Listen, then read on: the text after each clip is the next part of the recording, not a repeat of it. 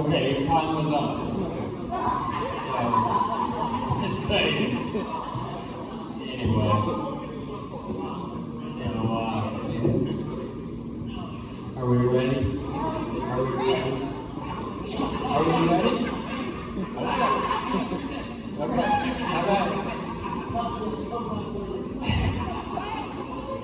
So,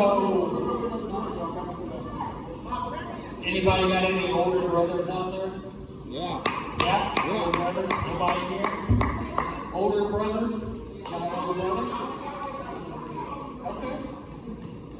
So I have one older brother, and he had friends that I would say were probably not the best influences to be around. But so fucking high. Anyway, so my brother had a friend named Kenneth.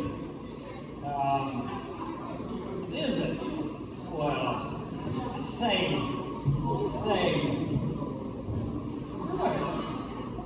Well, my brother's friend Kenneth, my mom would be like, well, don't hang out with him, without your brother, because he was irresponsible, which I don't know, I was young. Either way, so when I was about 10 years old, me and my brother grew up in this small country town called Farmland, on Parker City. Anybody know Parker City or Farmland? But it's where a lot of poor people are. So we were poor. Anyway, we lived beside the railroad tracks in Parker City, down this gravel driveway, and we had this little, probably 20-foot by 30-foot woods line that we looked at as a woods, or like it was some forest, but it was really not. It was just this poor people's forest that lived on our property. So, but we liked it, and we used to make, clubhouses, and we would go camping, shit like this, but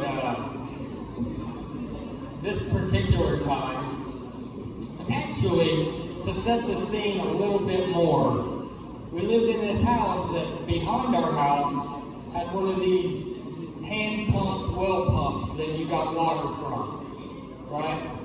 Not the kind you just lift up and it rolls, you gotta pump it. Where, I don't know if this is facts or not, but we did see little animals in it that we thought were seahorses. I don't think they were, but there was some bugs in that water, for sure. Moral of the story, adding to how poor we were, right? It wasn't clean water, I'll tell you that. It wasn't clean water. So, about 40 to 50 feet, 40 yards, actually, is where this wood started from the pump, okay? Behind the house, all the way in the back. Well, we decide we're going to go make a clubhouse, and we're going to camp out, and we're going to build a fire, and we're going to do all this shit rugged outdoorsmen do at 10 years old. So, first thing you need you need a shelter, but you also need fire, right? Like you need a fire because you're going to be there for a while, and you don't want to be starting a fire at night. So we're going to work on that first. So, as we look through our woods line for all the white trash shit we can find to burn, like trout and pop cups, right? There are a lot of those. So we grabbed those. Does anybody know what you should never pour into a styrofoam cup if you don't want it to disintegrate? Gasoline. Again, we're 10. We don't know this shit. So, we gather some things, and we make a fire pit, and we're like, we're going to do this, and then we're going to build a shelter, and then we'll hang up stuff, and we'll make seating areas, and we'll invite our friends, and it's going to be fucking great. So we make our fire pit, and we can't get it to go. Even with all of our paper plates and stuff we find in the yard, can't get it to go. So absolutely. Again, we could just be 10, just not knowledgeable on starting fires. So, as my brother's friend Kenneth, he's a little older, 2 years, 3 years, the smarter one, he says we need some gasoline. Where we're like, we got gas. Absolutely. We'll go get some gas. So now we have a fire pit built up, and we have a gasoline can, we have a styrofoam cup that I'm holding, where we're going to light the fire just to get it going, then we're going to throw a little bit of gas on it to get it going good, right? Again, we lived in a town that had 300 people, so to say you were not being watched was not what's happening. Everybody's paying attention to you. So anyway, we go sneak this gas can back to the woods, and I'm holding a styrofoam cup, and Kenneth pours some gas into this styrofoam cup, where instantly it starts melting this cup. Absolutely, I'm holding the cup. Yeah. I'm the youngest. Why should I not be holding the gas full of cup? Geez. I'm not saying my brother was the most responsible person either for letting me do it, but maybe he trusted me. I don't know. Maybe he had some faith in me. We'll see. We'll see how this goes. Yeah, right. Moral of the story, the cup instantly starts melting. And we have gasoline dripping on my shoes, and all before the fire pit, where I have to hurry up and go like, dump it in there where it's melting, doesn't catch on fire. So Kenneth, being the responsible one, says, let's just throw something on there that's on fire, and then I'm going to take the gas can, and I'm just going to dump like this. Just real quick. Just real quick, dump some gas. Fire goes, we can cook out, we can start building our shelter. What else did you want? Turns out, more gas came out of the gas can than what he was expecting, and really what all of us were expecting. To where now the gas can's on fire, it lit the trail of gas that's from the fire pit to my shoes, and now my shoes are on fire.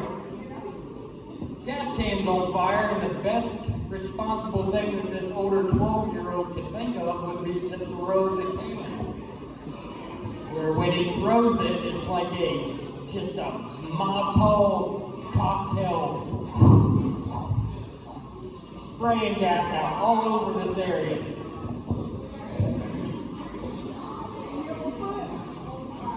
Yeah. Like my mom was going to be pissed, for sure. So, the only thing we can do is to find other stuff to try to put the fires out. Because if it's not this fire pit, that's not where the fire is. The majority of the fire is out is in the fire pit. It's fucking everywhere else. Yeah. So, luckily, being poor, we happen to have one of those blue plastic pools that are just this high. It'll smother it, right? You always smother fire. That'll put it out. This is 10 and 12-year-old thinking. So we do that, but it turns out that it catches the pool on fire and puts off a lot of black smoke. Like so much that later we find find out that the police department and fire department see it as well. But before we get to that area, now we're very panicked over the woods being on fire, and now a plastic pool is putting off solid black smoke. The foot's out by now. We got it out. We're not worried about this. We're worried about this thick black smoke curling out the top of our woods and the 15 different spots that are on fire. Then for 3 of us, we're not doing a good job at getting out. Well, luckily for us, we had that well behind our house, 40 yards away. So we're making 40-yard dashes back and forth to the fire, from the woods and the fire issue to the back of our house to get water and whatever we could find to carry back and put this fire out, which took 15, 20 minutes of 3 of us running back and forth grabbing water.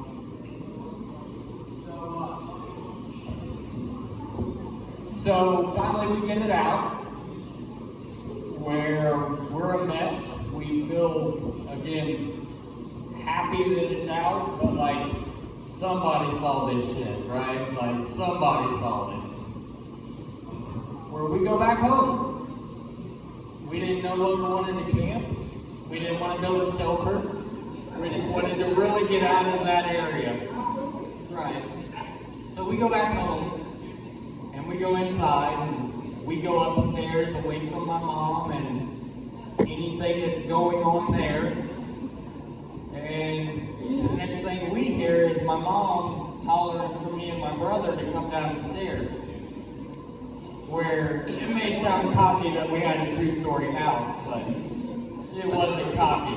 It was still a poor person's 2-story house. So don't think too cocky on it. But so we come down and we see that one of the 2 police officers that we have in the town is at our door. And he's asking if we know anything about a fire in the woods. And we're like, don't know what you're talking about, officer. No, I have no clue. Why, what happened? You know, why, what's going on? There's fires somewhere? No, we've been up here.